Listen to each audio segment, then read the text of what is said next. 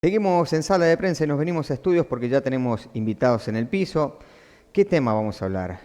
Libertad de expresión, vamos a hablar también de la idoneidad técnica, moral y psicológica para aquellos que encabezan los destinos de la República Argentina, un tema que está sobrevolando, de hecho, desde la campaña política, pero que se ha vuelto a poner en agenda en este tiempo que corre, y que tiene mucho que ver también con la percepción que tienen ciertos sectores de la sociedad con respecto a lo que es libertad de expresión y de lo que tiene que ver con esto de la idoneidad de los que ocupan cargos en el Estado, ¿no? Porque se habla del empleo de planta permanente, pero poco se dice de la idoneidad de aquellos que ocupan cargos políticos. Hemos invitado a un periodista, psicólogo social, docente. Además, saludamos a Sebastián Lorenzo Pizarello. Sebastián, gracias por venir. ¿Cómo está, Martín? Muchas gracias por la invitación. Bien. Muchos temas en uno, Sí, arrojé, sí. ¿no? Pero vamos primero, me interesa esto de la idoneidad del que ocupa un cargo público, ¿no? Porque ahora se le va a hacer examen a los que ocupan en ciertas áreas del Estado para ver si cumple con los requisitos mínimos que, bueno, lo que establece las leyes es idoneidad técnica y moral, no hay mucho Así. más, ¿no? Pero poco se habla de aquellos que ocupan cargos políticos, ¿no? Ese es un debate que me parece que hay que darlo en algún momento. Bueno, sí, es un gran tema, un tema que, como vos lo decías, estuvo en debate en la previa de las elecciones, o en las elecciones, en el momento electoral, que parecía más una chicana política que algo real, ¿no? De repente nos topamos con un presidente que hoy está en situaciones que corren muchos rumores alrededor de su figura, hay poca información al respecto, poca capacidad además de poder tener información concreta respecto a un tema que es muy sensible, ¿no? Que tiene que ver con el estado de salud mental del presidente, la posibilidad de saber si hay cuestiones que distingue o no de la realidad y por lo tanto cómo afronta y toma ciertas decisiones que nos afectan como ciudadanos y como ciudadanas, ¿no? Entonces, en ese sentido, por supuesto que hay una preocupación, creo yo, de aquellos que entendemos la importancia que tiene este rol, el peso, además de las decisiones que toma, y la profundidad de esto, ¿no? Que implica, sobre todo después de la pandemia, ¿no? Yo creo que la pandemia es un tema que como sociedad todavía nos debemos un gran debate respecto a las consecuencias que ha Sí. tenido en el general de la gente, ¿no? A todas las personas que hemos atravesado la cuarentena, que hemos tenido que vivir una situación en extremo estresante, porque estábamos conviviendo con la cercanía de la muerte, con lo que Mm. todo eso conlleva, nos repercutió de alguna manera que hasta el día de hoy seguimos tratando de balancear, ¿no? Y en el caso de la figura del presidente, creo que también es un tema que debería estar ser uno de los considerandos, Mm. ¿no? para el debate público. Ahora, me parece, esta es mi opinión personal, no sé si la compartís, pero me parece que hay que debatir más en profundo, inclusive del sistema político en sí. Ujú.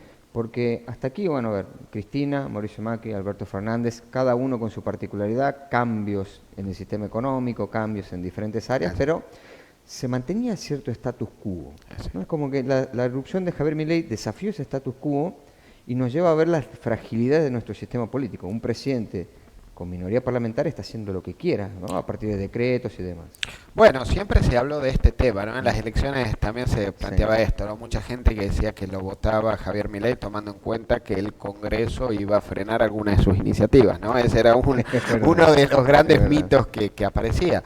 Bueno, es cierto que estamos en un sistema que es básicamente presidencialista, que tiene toda la fuerza de la lapicera para imponer o dar presupuesto, bajar fondos a una provincia arbitrariamente. Digo, la decisión del gobernador tucumano, Osvaldo Jaldo, de alinearse o por lo menos tener buen diálogo con el presidente tiene que ver con eso, ¿no? Con la arbitrariedad y la discrecionalidad con la que esos fondos se distribuyen, ¿no? Por eso él siempre recalca en que lo que él busca es defender los intereses de Tucumán. Eso que implica que en la forma de distribución de los fondos no son tan transparentes como nos gustaría como sociedad, ¿no? Eso habla también de una debilidad institucional de la Argentina que atravesó, que viene desde el año 83, ¿no? Esto no es una cuestión que tenga que ver, como vos lo decías, no tiene que ver exclusivamente con esta gestión,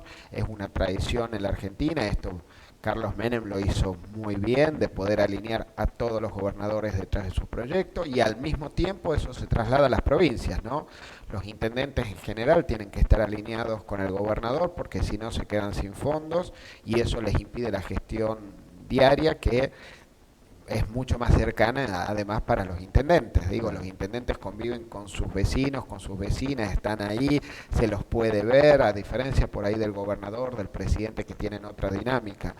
Entonces creo que uno de los grandes temas que hay que tratar es lo de la institucionalidad, sobre todo tomando en cuenta esto que se viene discutiendo. No me acuerdo ahora el premio del último premio Nobel, pero una de las cuestiones que se destacaban de esto tenía que ver con que los países que son más prósperos económicamente tienen un sistema institucional bastante sólido y bastante fuerte, ¿no? Sí. Entonces también ahí nos lleva a la pregunta de qué tipo de democracia queremos, Claro. y ahí cuál es el rol también de la ciudadanía ante esto, ¿no? Ante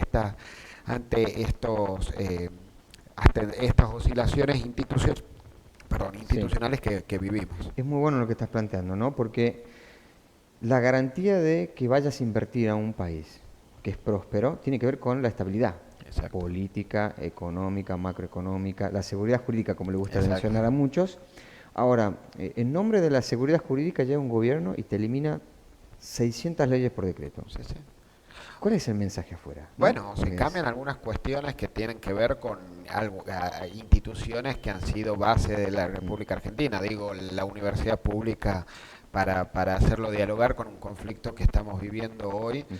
en la docencia universitaria, ¿no? O sea, las universidades que han sido una de las instituciones pilares de la democracia argentina, que han resistido los embates de las dictaduras, que han planteado además el desarrollo científico de nuestro país y la vinculación con la sociedad, aportando el desarrollo social, están siendo atacadas y desprestigiadas, tratando de romper un consenso, ¿no? Que es uno de los más fuertes que tenía la Argentina alrededor de las universidades. Bueno, esto también nos tiene que preocupar una cuestión que es un gobierno que hoy demuestra mucha facilidad para la destrucción, pero ser poco propenso para la construcción, ¿no? O sea, ¿cuál es el modelo de país que nos están proponiendo? ¿No? Solamente destruir lo que estaba, pero para reemplazarlo, ¿por qué?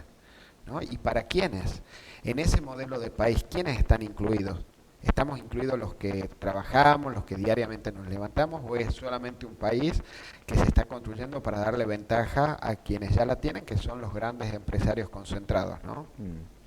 Historia repetida en la República Argentina, estos cambios de modelos que van y vienen de la poca o protoindustrialización a modelos primarios. Así. Lamentablemente cambia el gobierno y cambia todo el esquema, ¿no? Sí, pensemos también en nuestra historia del país, ¿no? El otro día lo pensábamos en la historia de Tucumán, ¿no? En Tucumán se han cumplido más de 50 años el cierre de los ingenios azucareros, que eso lo que llevó fue a concentrar la producción azucarera en pocas manos.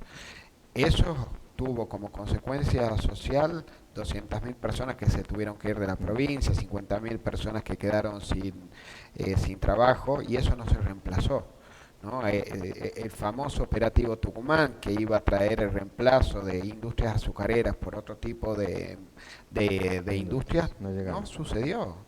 No sucedió, y las consecuencias, aunque no parezca, las seguimos padeciendo hasta hoy, ¿no? O sea, hoy los grandes barrios populares, las villas de emergencia que tenemos en Tucumán, la mayoría tienen su historia y su surgimiento ahí, en esos hechos.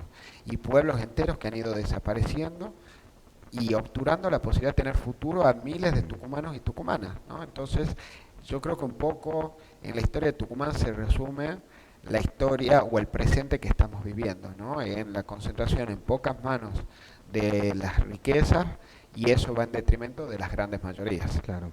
Me gustaría volver a un punto que me parece clave que mencionaste, la falta de federalismo en la República Argentina, la falta de autonomía real de las provincias, o mucho más de los municipios, no ni hablar. Sí, Más allá que le da la garantía constitucional, ¿no? Después de la reforma del 94, cuando un presidente asume y dice, te voy a asfixiar, porque no me apoyas ideológicamente o políticamente, lo hace y padece la provincia, así es. ¿no? Hay que trabajar en esa autonomía y en algún momento pensar, a ver, Hoy creo que no está dada la situación por la fragmentación parlamentaria que hay, pero de reformar hasta la Constitución, ¿no? Sí, totalmente. Acá hablamos, una de las grandes cuestiones son los fondos coparticipables, cómo se dividen, Sí. cómo se llegan, cuántos fondos llegan, ¿no? Que también te da la posibilidad de planificar.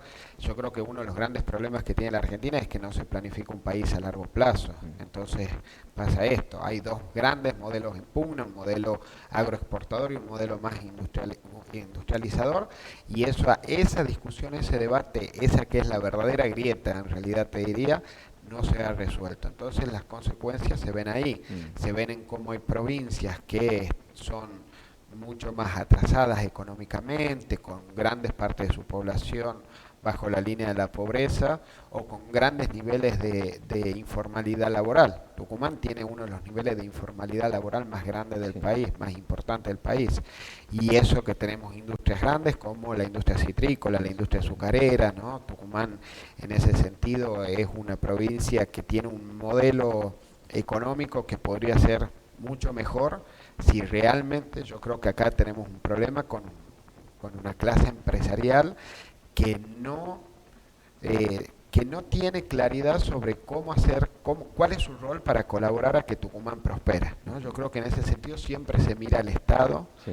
¿no? Para ver qué hace el Estado y por qué estamos como estamos. Pero yo creo que también hay que mirar a esos sectores empresariales que tienen una gran responsabilidad en esto y que deberían ser parte de la discusión de qué modelo de país queremos y Claro. qué modelo de provincia queremos. Claro. Bueno, economía planificada, ¿no? A ver, pero sumando al sector privado también en la conversación. Pero por supuesto, es que es inevitable que eso pase. En una sociedad capitalista es inevitable que eso pase, un sector que es dinamizador, que podría tener otro rol, digo, y que en este sentido podemos empezar también a hablar de una cuestión que es necesaria, que es la responsabilidad social empresarial, ¿no?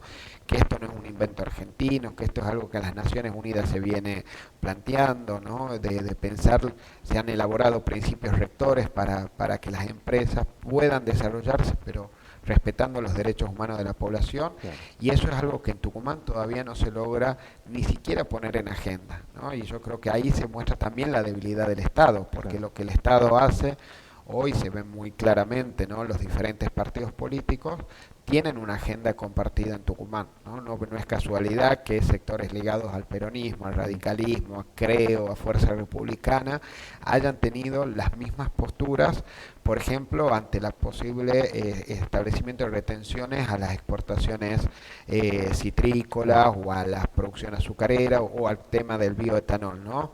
Hay un acuerdo entre los diferentes partidos. Bueno, sería necesario que esos acuerdos se debatan de cara a la sociedad también, que la clase empresarial que tenemos pueda discutir cuál es el modelo de país y de provincia que tienen y cómo podrían colaborar también para sacar a Tucumán de este lugar, ¿no? Yo creo que Claro. todos los que... Yo soy muy tucumano, amo Sí. Tucumán, es una provincia de la cual nunca me quise ir y nunca me voy a querer ir porque realmente es una tierra que quiero mucho.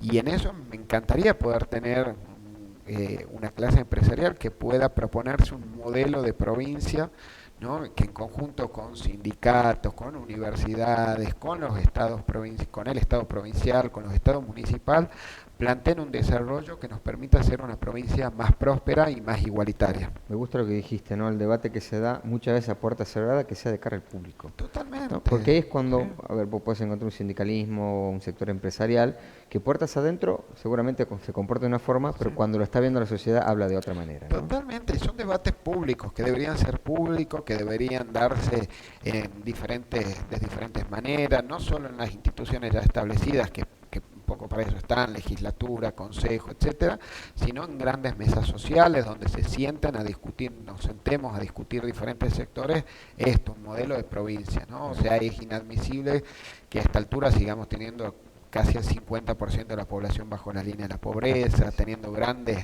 niveles de indigencia, ¿no? Pueblos enteros que sobreviven apenas, a duras penas. Bueno, eso debería ser una discusión urgente a tenerla ya, Sí. para evitar estos grandes niveles de desigualdad con los que convivimos. O sea, mucho más urgente que discutir cómo elegimos a los legisladores, ¿no? Que Sí, la pero, apuesta que está ahora en la sí, legislatura. pero sin duda, pero porque de nuevo nos pone en el lugar de pensar que lo único que define la vida de una sociedad es el Estado. Mm. Y la verdad que los que vivimos en Tucumán sabemos que el Estado provincial y los estados municipales, y mucho más las comunas rurales, son muy débiles en términos de posibilidad de generar, de poner límites, ¿no? O sea, y de determinar hacia dónde va la sociedad. Son muy débiles los estados y eso es un tema que me parece que es urgente debatirlo. Vuelvo al principio y para cerrar la entrevista. Hablamos de, se planteó una campaña, el test, obviamente, de idoneidad psicológica de los candidatos. ¿Crees que es necesario que todos los que se vayan a postular sean sometidos a este test? Como si fueras a pedir laburo en una empresa, ¿no? Que Sí. lo hacen en todos lados. Bueno, nos pone sobre una pregunta, ¿no? Sí. Que es quién haría el test, ¿no? Tenés razón. Es una pregunta que nos deberíamos hacer, que es, creo que en esto que veníamos charlando, la institucionalidad, también nos pone sobre una cuestión, ¿qué institución tiene el prestigio suficiente para tomar esa responsabilidad y que genere una credibilidad, ¿no? Y que no se use políticamente eso para evitar otra cosa, ¿no? Claro. Yo creo que en ese sentido también es una pregunta que nos debemos y cómo construimos eso. Por supuesto que después sería lo ideal que podamos tener claridad sobre la salud mental de quienes nos gobiernan, pero la dificultad me parece que está un poco ahí, ¿no? Claro. Sí, porque además si decís la única institución pública hoy que tiene una enorme mayoría de aceptación y credibilidad es la universidad pública, pero está en conflicto con el presidente. Exactamente. Mira, pasa lo mismo, te digo, con lo de la auditoría, Sí, ¿no? también. O sea, pensaba en esto. ¿Qué universidad se opone a la auditoría? Ninguna. ¿De dónde surge ese dato? ¿No?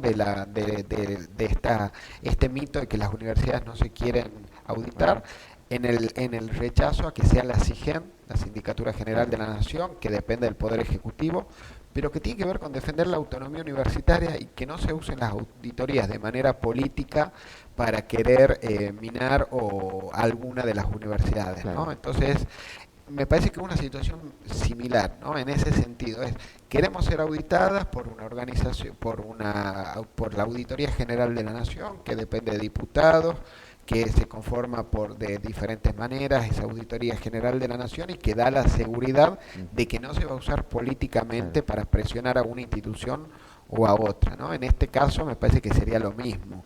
¿Cómo generamos los mecanismos para que haya una institución transparente, creíble, no digo despolitizada, porque va a ser politizada, pero sí que tenga la suficiente idoneidad técnica para hacer eso, ¿no? Creo que un poco ahí es la discusión que nos deberíamos para poder llevar adelante esa medida.